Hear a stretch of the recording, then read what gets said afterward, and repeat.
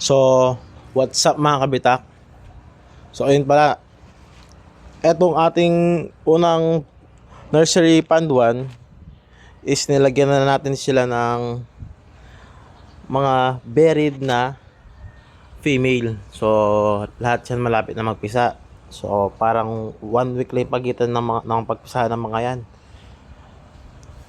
Dahil eto mga kabitak, inalis natin yung laman, di ba? Hinarvest natin nung nakaraan. Then ngayon, kailangan natin maghulog. So, bali 2, 4, 6, 8, 10, 12. 12 sila na breeders. Tapos, magdadagdag pa tayo dito mga kabitak.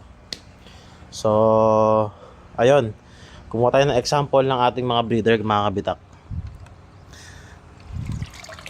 So tansya ko sa mga to kabitak, hindi lang 200 or 300 ang kayang i-produce na mga to. Dahil kung mapapansin nyo, sobrang dami nilang mag-eggs mga kabitak. Ayan. Ayan ang kabitak.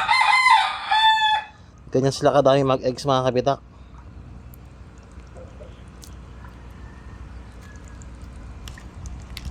Talagang sulit. Ayan ang kabitak. Sobrang sulit nila mag-eggs mga kabitak. Ganyan kadami mag-eggs sa ating mga breeder. So ayan, nasa hindi lang 200, 300. Baka sa 400 each pa yan mga kabitak. Ayan. So mga 5-inch na breeder to mga to kabitak. 5-inch na female. Tapos yung male nila is 7-inch. So talagang mga fast growing to mga linyada ng ating crayfish na hulog dito.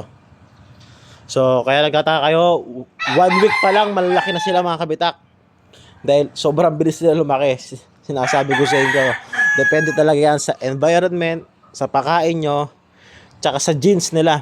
Talagang may mga crayfish na bansot, may mga crayfish na sobrang lumaki.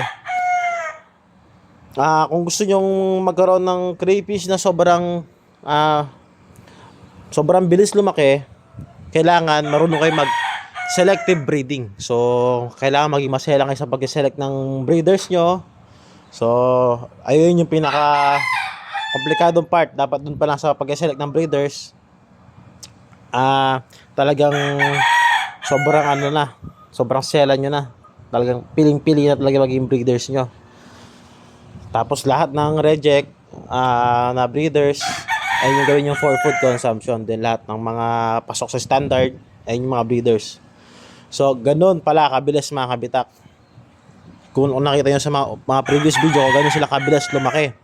So kung gusto nyo mag-inquire ng mga breeder na fast growing, pwede naman kayong bumisita sa ating farm or message nyo lang ako sa ating Facebook page at JMC Crayfish Bataan. Open tayo everyday, kahit Sunday mga kabitak, kahit holiday open tayo.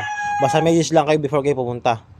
Nag-deliver din pala tayo, sagot nyo lahat ng shipping fee. So that's our video for today mga kabitak. Kung may tanong lang kayo, message lang kayo